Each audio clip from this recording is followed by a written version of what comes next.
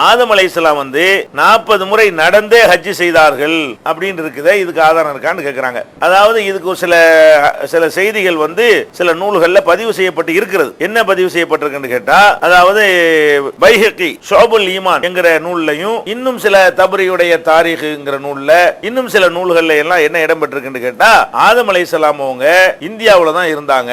இந்தியாவுல இருந்து ஹஜ் செய்வதற்காக நெஞ்சாங்க அவங்க போவாங்க.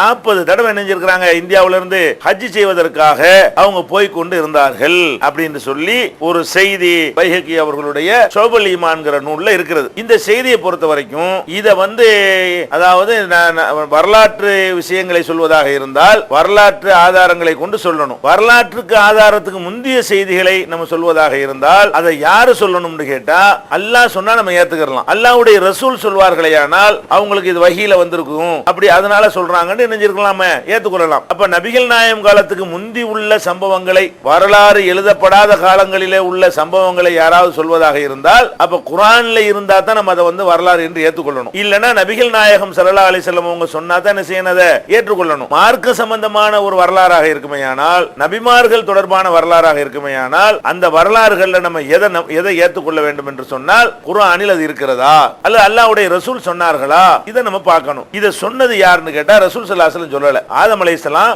இந்தியாவுல இருந்து போய் 40 முறை ஹஜ் செஞ்சாங்க அப்படிங்கிற ஒரு வரலாறை ரசூல் ஸல்லல்லாஹு அலைஹி வஸல்லம் சொல்ல கிடையாது. இப்னு அப்பாஸ் அவங்க சொந்த கருத்தை சொல்றாங்க. அப்ப இப்னு அப்பாஸ்ங்கிறவங்களுக்கு வஹி வருமா? வராது. அப்ப இது மாதிரியான விஷயங்களை அல்லாஹ்வோ ரசூலோ சொல்லாம வேற யாராவது சொல்லி இருப்பார்களேயானால் அது ஆத்தன்டிக்காக நம்ம எடுத்துக்கொள்ள கூடாது. அதை நெசம்னு அதை நம்பி என்ன செய்யக்கூடாது, பிரச்சாரம் பண்ண கூடாது. இப்னு அப்பாஸ் அப்படி சொல்லி இருக்கிறார் அப்படின்ட்டு வேணா சொல்லிட்டு போயிடலாமே தவிர அது அது அப்படிதான் நடந்தது, நிஜம், அது உண்மை என்று நம்ம நினைப்பதற்கு நமக்கு அனுமதி கிடையாது. ஏன்னா இதெல்லாம் வஹியை கொண்டு தான் சொல்ல முடியும். மனிதர்கள் அவங்கவுங்க ஊர் உலகத்துல பேசிக்கிறத கேட்டுக்கொண்டு கூட இப்னு அப்பாஸ் சொல்லி இருக்கலாம். அப்படி எல்லாம் சொல்லி இருப்பார்களேயானால் அதை நம்ம மார்க்கத்தினுடைய ஆதாரமாக என்ன செய்யக்கூடாது, எடுத்துக்கொள்ள கூடாது. அதனால ஆதம் அலைஹிஸ்ஸலாம் இந்தியாவில் இறங்கினாங்க என்பதற்கோ இங்கே இருந்து 40 முறை ஹஜ் செஞ்சார்கள் என்பதற்கெல்லாம் எந்த விதமான குர்ஆன் ஹதீஸில் ஆதாரம் கிடையாது.